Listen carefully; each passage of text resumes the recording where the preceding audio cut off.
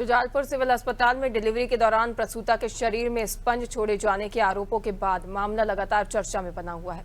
अस्पताल प्रभारी डॉक्टर शारदा रामरसिया और डिलीवरी के समय मौजूद नर्सिंग स्टाफ ने आरोपों को पूरी तरह निराधार बताया है।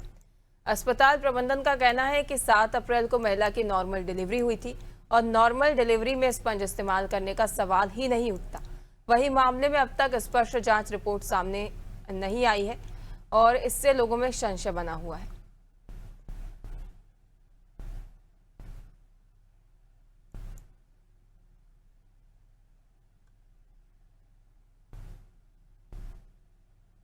सात अप्रैल को डिलीवरी हुई है। मामला संज्ञान में आया है कि मतलब डिलीवरी के बाद में कपड़ा रखा गया। कपड़ा उस समय मतलब रखा जाता है कि मतलब अगर ब्लीडिंग ज़्यादा हो रही है, पीपीएच हो रहा हो, पर महिला को सामान्य प्रसव हुआ था, उसको कोई मतलब ब्लीडिंग नहीं हुई थी, तो ये सवाल ही नहीं उठता है कि कपड़ा मतलब रखा गया हो।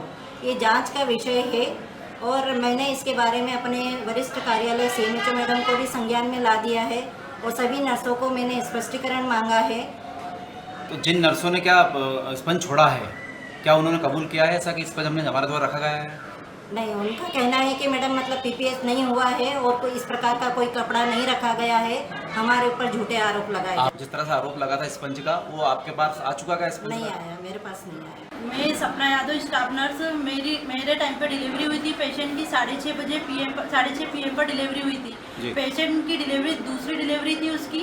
और पेशेंट की डिलीवरी बहुत अच्छे से हुई थी, ना तो उसको कोई ब्लीडिंग थी, ना ही कोई पीपीएच था, ना हमारे द्वारा उसको कोई स्पंज रखा गया, ना ही हम किसी भी पेशेंट को ऐसे स्पंज रखते हैं, ना पेशेंट को कुछ भी ब्लीडिंग नहीं थी। पेशेंट बहुत अच्छी स्टेबल थी।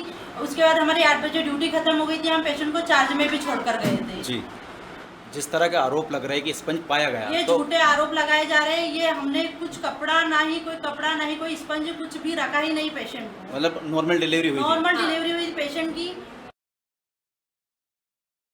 और ना ही कुछ भी ब्लीडिंग नहीं थी पेशेंट।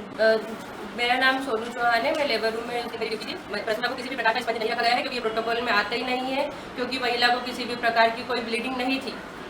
महिला पूरी तरीके से सामान्य थी। महिला की दूसरी डिलीवरी थी और जो भी ये कपड़े की जो न्यूज़ फैलाई जा रही है उसकी पूरी तरीके से जांच की जाए, क्योंकि इसके कारण हम मानसिक रूप से प्रताड़ित होते हैं और हमें काम करने में बहुत कठिनाई का सामना करना पड़ता है। जिस तरह से आरोप लगा है कि नर्सिंग डिलीवरी करवा सकती है प्रसूता की बिगड़ डॉक्टर के, क्या नॉर्मल डिलीवरी का प्रोटोकॉल हमारे अंतर्गत आता है। यदि महिला को किसी प्रकार की कॉम्प्लिकेशन रहती है तो हम डॉक्टर को इन्फॉर्म करते हैं, डॉक्टर के द्वारा उसकी जांच की जाती है, उसका जो भी आगे की प्रक्रिया रहती है वो डॉक्टर के द्वारा संपन्न की जाती है। जिस तरह से सरकारी अस्पताल के डॉक्टर के ऊपर प्रसूता ने आरोप लगाए थे कि 2-3 दिन बाद डिलीवरी के समय स्पंज छोड़ा गया था, यह आरोप जब लगता है तो कहीं ना कहीं सवाल खड़े होते हैं, क्योंकि प्रसूता की जान से खिलवाड़ भी हो सकता था। लेकिन जो आरोप लगे हैं उनसे हमने जब चर्चा की तो उनका कहना है कि जब नॉर्मल डिलीवरी होती है तो स्पंज को रखने का कोई सवाल ही नहीं होता है।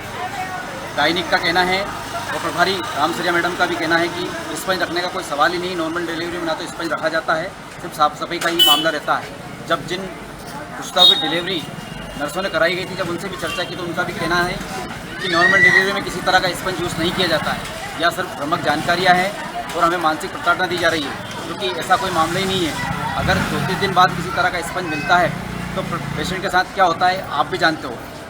जो खबरें चल रही है, ऐसा आरोप नर्सों का और प्रभारी का कहना है कि ये भ्रमित खबरें हैं, ऐसा कुछ भी नहीं पाया गया है। अगर स्पंज मिला था तो वो कहाँ है? शुजालपुर से राजीव की रिपोर्ट, ओम मेवाड़।